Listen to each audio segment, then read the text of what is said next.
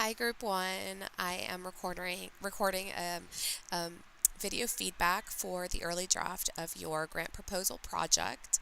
And what I'm going to do is I'm just going to go through your early draft and just kind of talk about it and provide some feedback that will hopefully be helpful as you go from your early draft to revising it into your final submission of the grant proposal project. So I really liked the CFP your group chose, which is under the NSF, the National Science Foundation, this Computer Science for All. So I've kind of read through it, and I think it's a good choice. And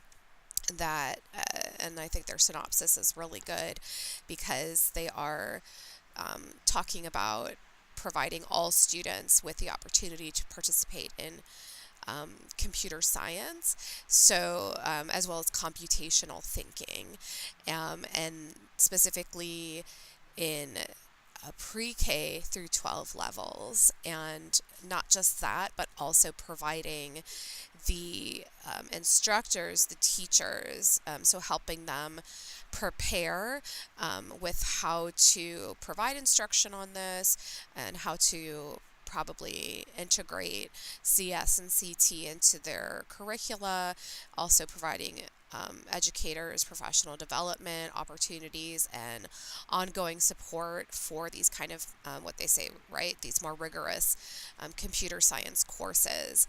So it's a great CFP, and you guys have a really good skeleton for your early draft. My only note for your first slide is to just go ahead where it says click to add subtitle.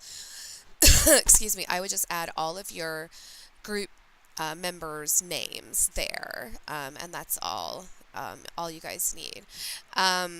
Okay, so you start off. My major note for the entire early draft presentation here is probably not going to be surprising to you, but it's really going to be about adding more information and integrating evidence. So you as a group, you probably knew that. I mean, this is an early draft, so but I'm just going to kind of briefly talk about the slides and what some additional things you might want to think about as you are revising it to the final submission. But I think your overall organization is pretty solid. One slide you might want to add, and I don't know, depending on how you do it, it might take the place of this slide, the what is the problem slide, or it might come before this slide, and that's an introduction slide. So you might end up having an introduction slide that would just provide context, and why I'm saying it might take the place of the what is the problem slide is because what the rhetorical purpose of an introduction is to demonstrate that there is a problem, then provide evidence of that problem, and then talk about how this funding would be used as a means to ameliorate and mitigate that problem. So that's what I would recommend doing at the beginning of your presentation for the grant proposal project, because that will allow the reader viewer to have an entire idea as to what it is you're going to be talking about. And it's also something that was talked about in, I can't remember if it was this week's or last week's reading, but that idea that people who are receiving the grants, in this case it would be the NSF for you guys, they might not read through the entire grant proposal. So if they just read the first slide, it definitely doesn't give the NSF a full understanding of what you are proposing, what the problem is and how you would use the money as a way to help actualize the goals of this Computer Science for All funding project. So that's what I would recommend doing here. And then you're definitely going to want to provide more evidence about this idea of K through 12 students not receiving adequate lessons in the field of computer science, and also the having the cognitive skills of computational thinking, which is definitely, I'd say, the faster growing and more needed field than computer science, because CS has been around for so long, but this idea of computational thinking has really exploded in probably the last 10 years, and it's just getting bigger and bigger. And that's, for example, even though I'm in literature and I work in humanities, I'm a digital humanist. So I've had to, and I'm still retraining my brain to have that computational thinking, because I do what's called stylistic analysis, or stylometry, which is using statistical programming languages and machine learning as a way to do literary analysis. So computational thinking is not just relevant to computer science, but it's actually something that's being used in a lot of, it's definitely a cross-disciplinary skill set that is what I think is so great about this grant that you have chosen, that it doesn't just emphasize the importance of computer science, but it's also emphasizing that skill set of computational thinking, which has a lot of transferability to it, and transferability is always in high demand. So definitely adding some more information here about what the landscape currently looks like in K through 12 in respect to computer science, and why that is in fact a problem. And you do kind of address that here a little bit, by saying that the demand for, I want to say human power, sorry, that's the feminist in me, in the field of technology is growing at an increasing rate, and only 25% of schools currently provide classes required to prepare children for their future in computer technology, which I think is good. Again, you need evidence to support that, but then what is is there evidence to talk about what is the increasing rate? How quickly is it growing? What does the workforce look like in terms of how many jobs there are now that require,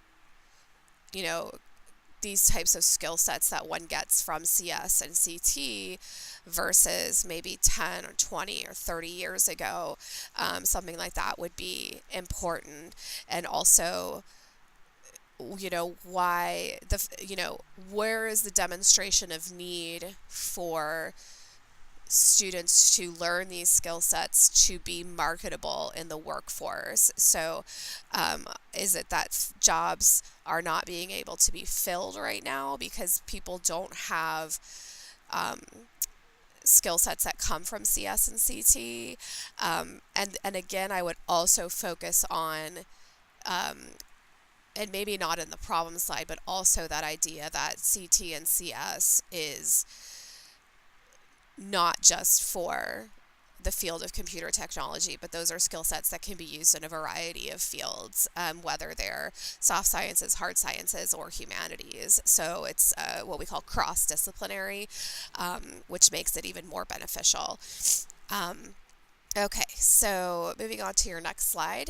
I think you're doing the right thing because you're going right into what's called the literature review, which is what you do after the introduction. So this talks about, or the literature review is, the rhetorical purpose of it is to demonstrate that you have done the research and you have adept knowledge in respect to your topic. So you're already getting into that. I would just say, just add a little bit here to it because you have historical background and other research. I'm not sure the and other research is necessary.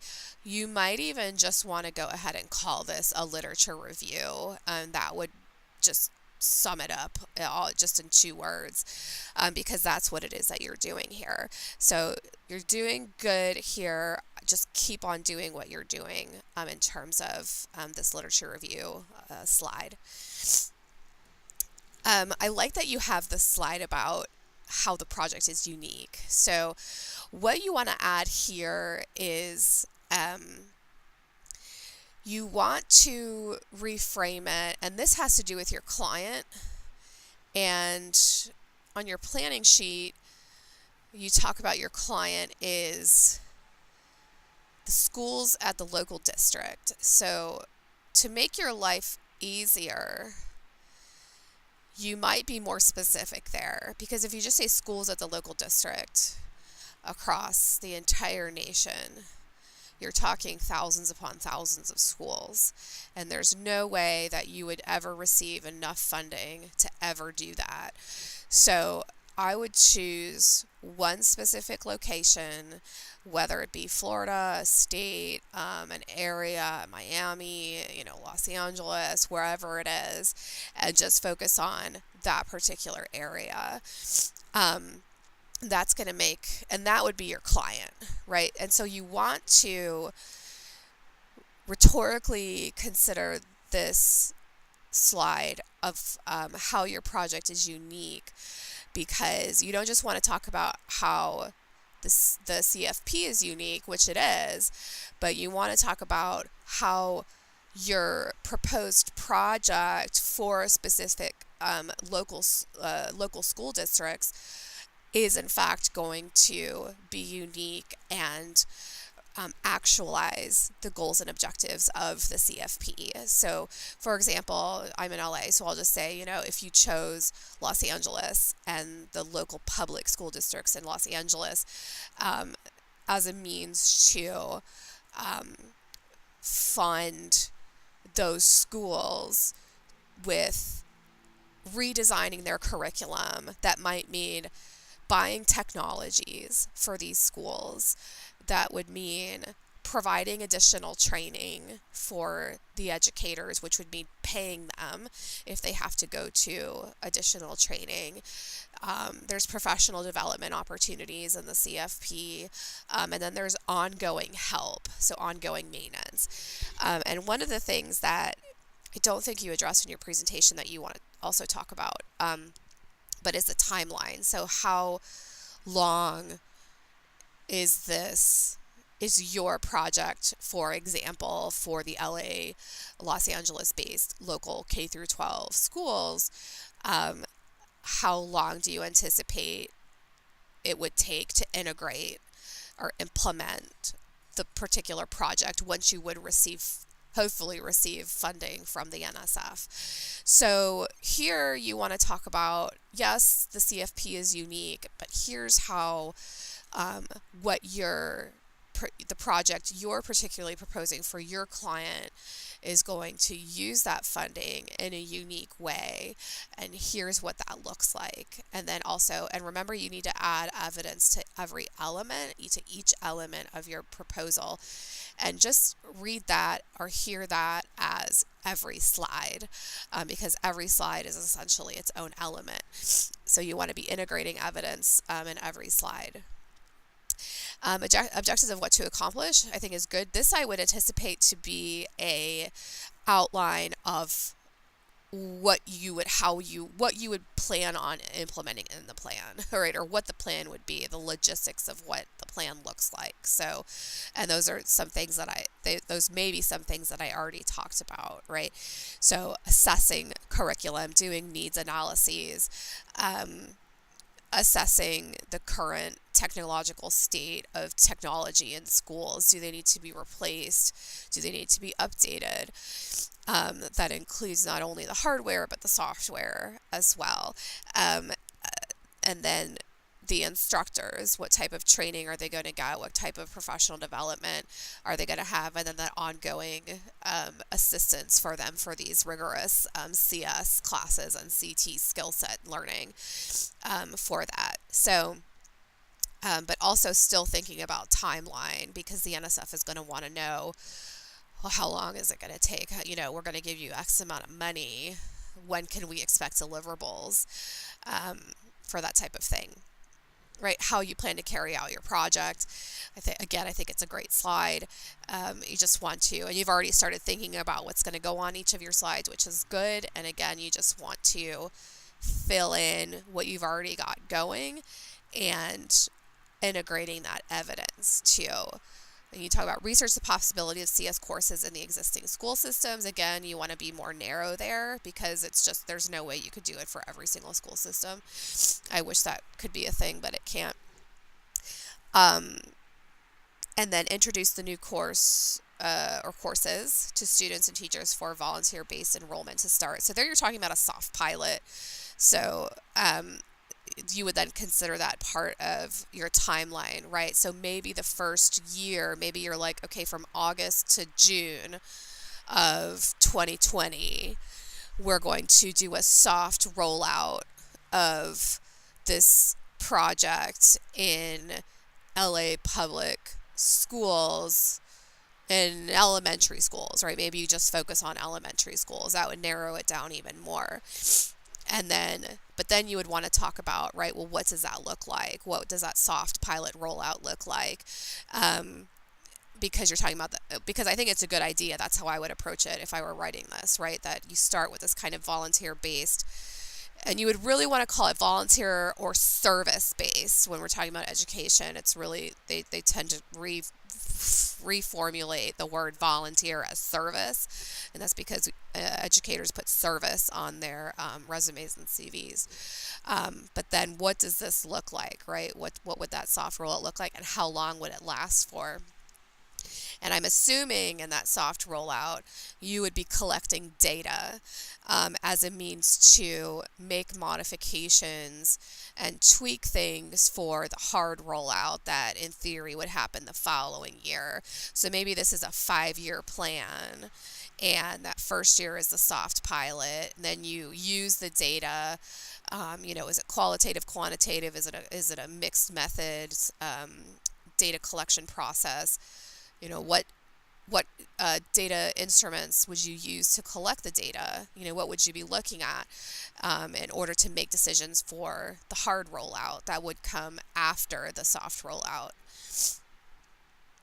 Okay, and then you have how to carry out continued, which I think is good. Again, just embellishing what you have and integrating the evidence so that the NSF would be really clear on what you are doing. How are you uniquely qualified to do this work? I'm guessing something's coming here, but and I know this is from the recent readings. You might want to consider changing this to, it was just in my head and it just flew out. But something along the lines of how this particular, and just again for the sake of example, how this proposed project in the LA school system, LA area elementary public school systems help meet the goals of this Computer Science for All grant for the NSF. So again, you might want to push home that idea of this is how we can help you actualize your own research.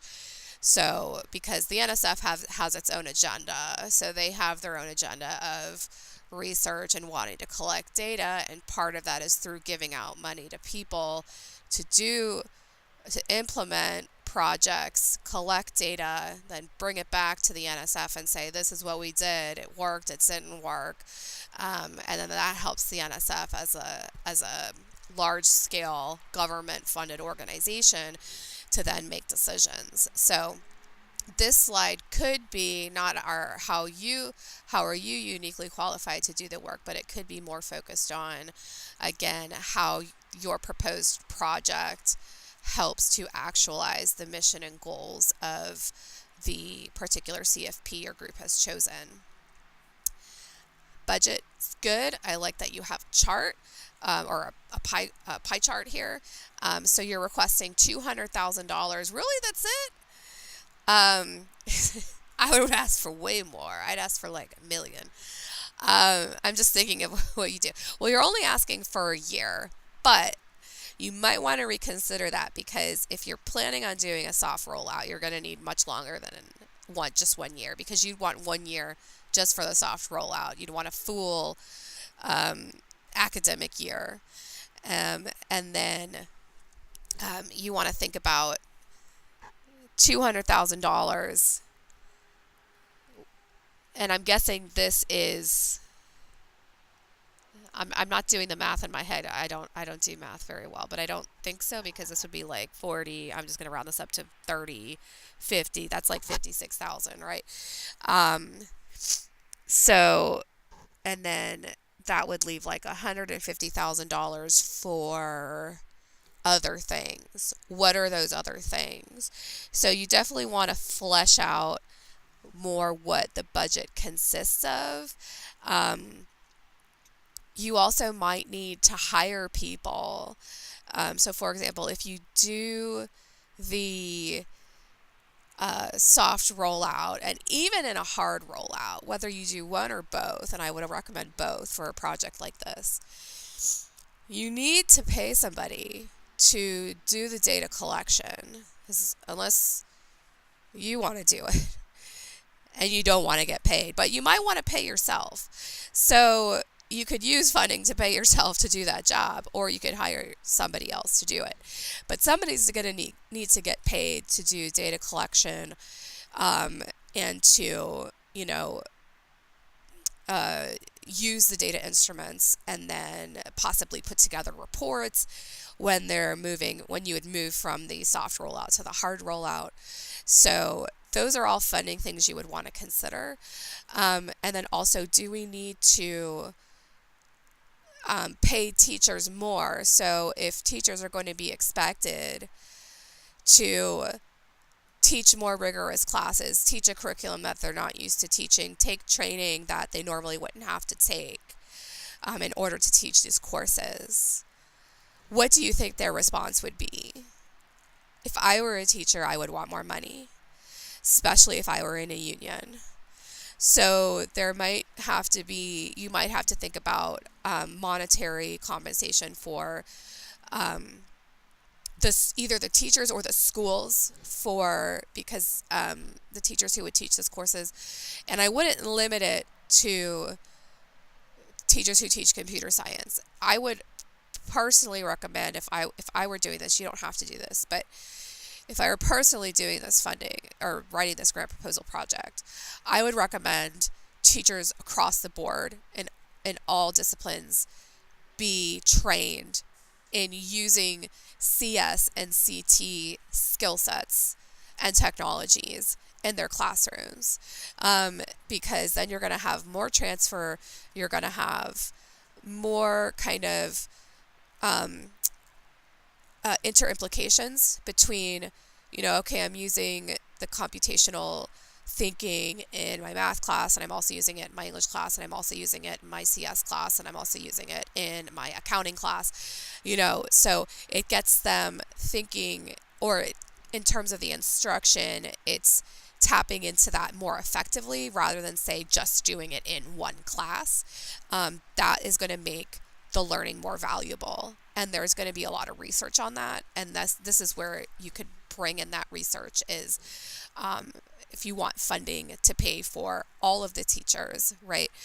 So then maybe you just work with one school rather than all of the schools. Maybe you identify one school and justify the need or why you chose that particular school, and then you would be able to spread the money a little bit more and include more, rather than working with such a large client, keeping the client more accessible.